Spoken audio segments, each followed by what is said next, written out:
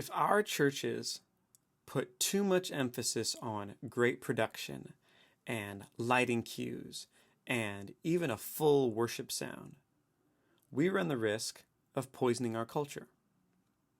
Let's talk about it. Hi, I'm Nathan Smith. Welcome to the Blueprint Sounds video blog, and today we're going to talk about attachment and how we bond to one another and how we bond to God. So first, we'll start with a story from college. When I was in college, I was part of ASB, or Associated Student Body, which was our student government. And every year before the school year began, ASB would go on this team building trip called NICO. I can't tell you everything that we did in NICO. Camping and hiking predominantly in the Oregon forest, and I want to keep it a secret for anybody whoever might go on NICO, but I can tell you that we hiked a lot. So on our longest hiking day, we were working on navigation. Every group was given a map and a compass and a staff leader so that we wouldn't get too lost, and we had a trail to navigate, and the goal was to get back to base camp. And of course, there were bragging rights for the group that got back to base camp first. So my dad, who worked at the college at the time, was my staff leader because he was our ASB advisor. And so he had this radio, and the radio would allow him and the other staff leaders to talk to each other and find out everybody else's location, how everybody's doing, and just keep in communication.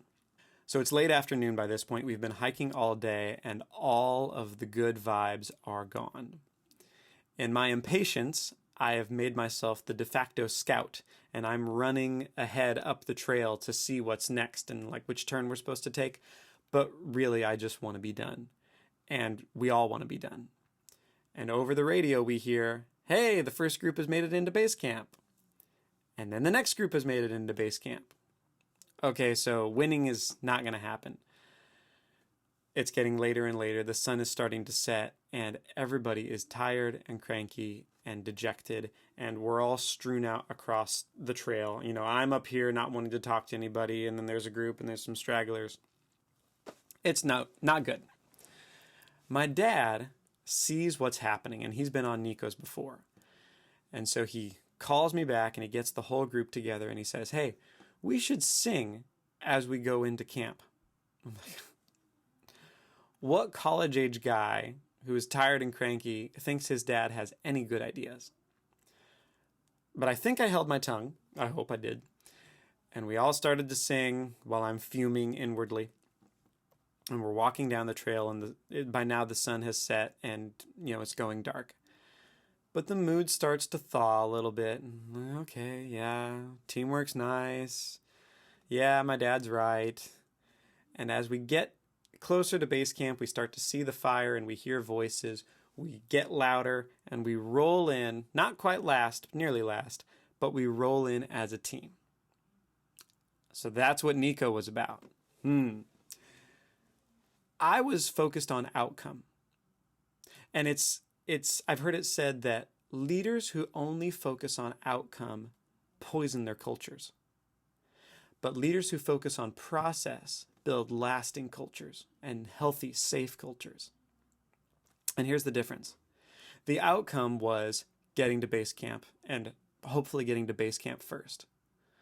Well, what happens when that is gone? If we had just come in one at a time into base camp, all I would have remembered was the failure of that night.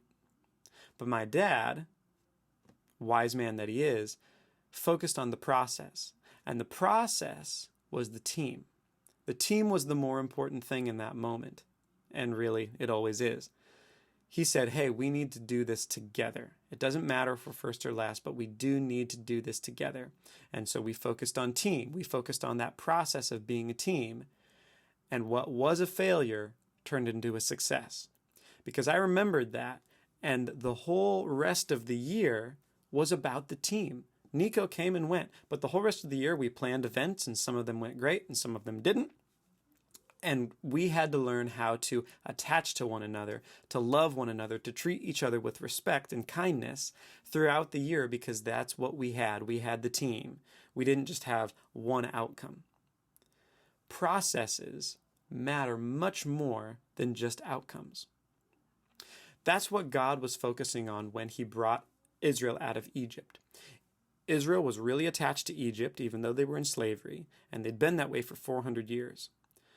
God could have brought Israel out of Egypt and gotten them to the promised land very quickly. It wasn't really that far away. But he made them spend 40 years in the desert because they didn't trust him. They had to learn how to trust him. In fact, he had to wait out nearly the whole generation of people who had been in slavery and have them die off so that their children would be a generation that would trust him. And that was the generation that got to go into the promised land. God was concerned about the process, and the process was, do you trust me? Do you attach to me? Do you believe me when I say something, even if it looks hard or even if it doesn't happen on your timeline? That's what God was building in Israel. So let's think about our Sunday morning services. Do we build attachment between people, and do we attach to God, or are we attaching to something else? I'm only going to talk about the thing that I feel I have authority to speak about, and that is worship. Let's start with the band.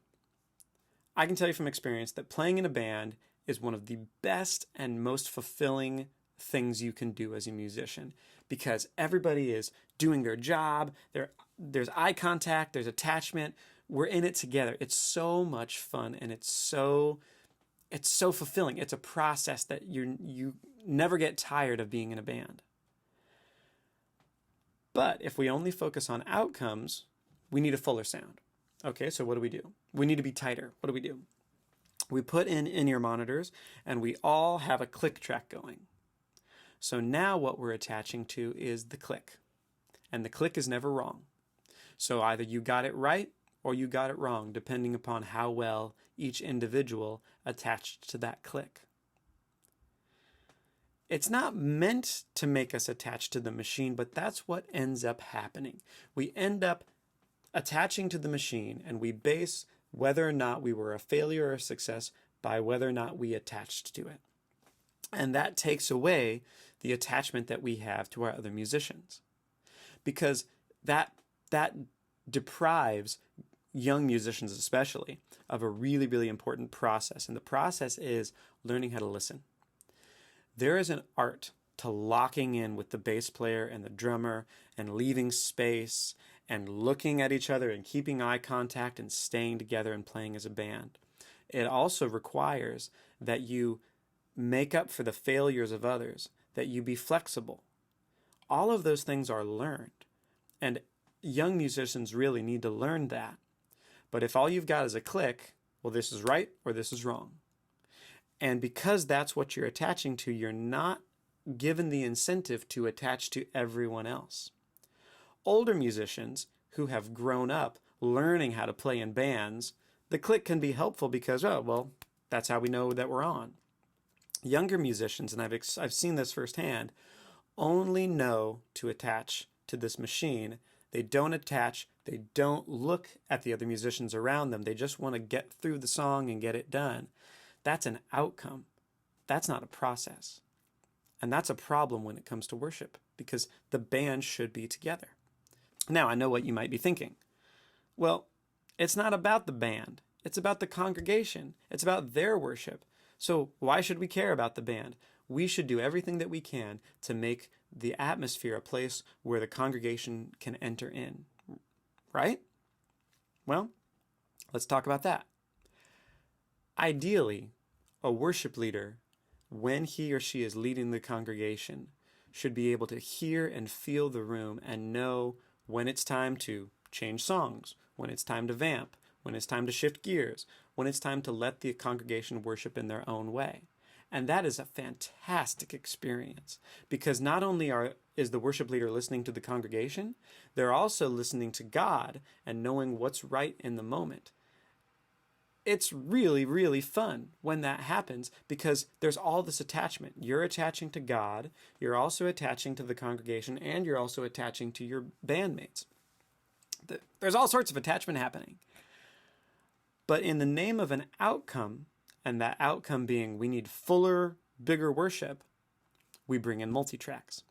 And multi-tracks are pre-recorded drum, percussion, or synthesizers, or electric guitars. And so you might have a band of 3, but now you can sound like a band of 10.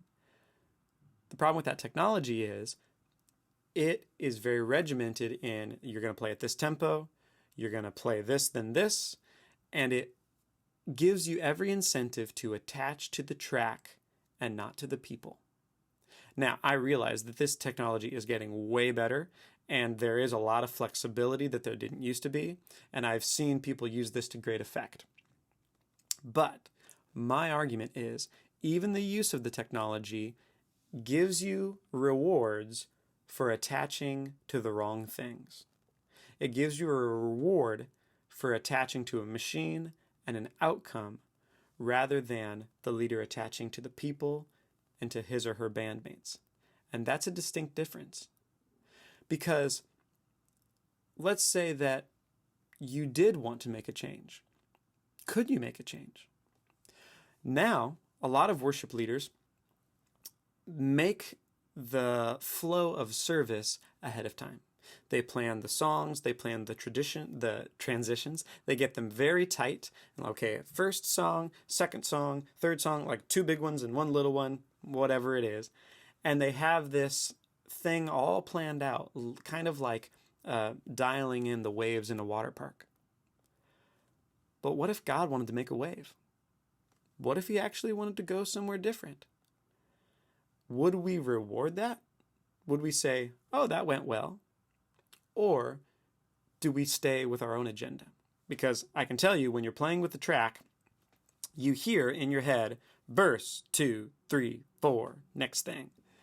You have every incentive to impose your agenda on what's happening, or you will get a train wreck. If people don't stay with the click and the tracks, you'll have the band over here and you'll have the tracks over there, and it will just be a mess, and it won't sound good at all. So there's every incentive for a worship leader, instead of listening to God and listening to the congregation, to listen to 1, 2, 3, 4, next. That's a subtle difference, but one is focusing on an outcome and one is focusing on a process. Because the outcome is, I played the song from front to back. The process is, I listened to the Lord and I listened to the congregation.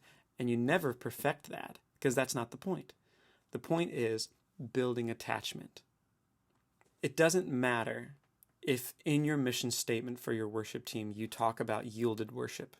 If you reward perfection and you squash spontaneity, it is what it is.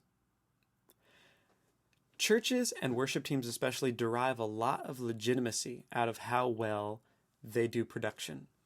It's like, oh man, we were so tight today. We played the songs from front to back exactly. The video cues were spot on. We shaved those 5 seconds off so they felt really snappy and quick. And the singer on this song had a prayer that was just long enough to fit into that little 8 bars that we had. She set up the next song perfectly. Cool. Those are all outcomes. But when the team huddles together beforehand on stage and asks that the Lord would come and fill this place and bless it, he isn't obligated to. He has no obligation to bless all of our hard work. He blesses his work. And so it doesn't matter about all of those outcomes. We can't force God to participate in what we're doing. We can only invite him and make a space that he wants to come. And where does he want to rest his presence? If you've been listening to the blogs beforehand, he rests his presence on people. He builds his temple out of people. He cares about people, not about our outcomes, not about our hard work, not about our machinery. So where do we put our efforts? We have to put our efforts into people who are processes, because people are never done. God's never done with us. Rather than putting our efforts only into the outcome of play the song, land it on time, get people out of service at such and such a time. Those are all outcomes. There's nothing inherently wrong with them. But if we focus only on outcomes and not on process, which is people, which is learning how to listen to one another, learning how to attach and listen to God, learning how to attach and listen to the congregation, If we choose outcomes over process, we will poison our culture. And that's my speech. See you next time.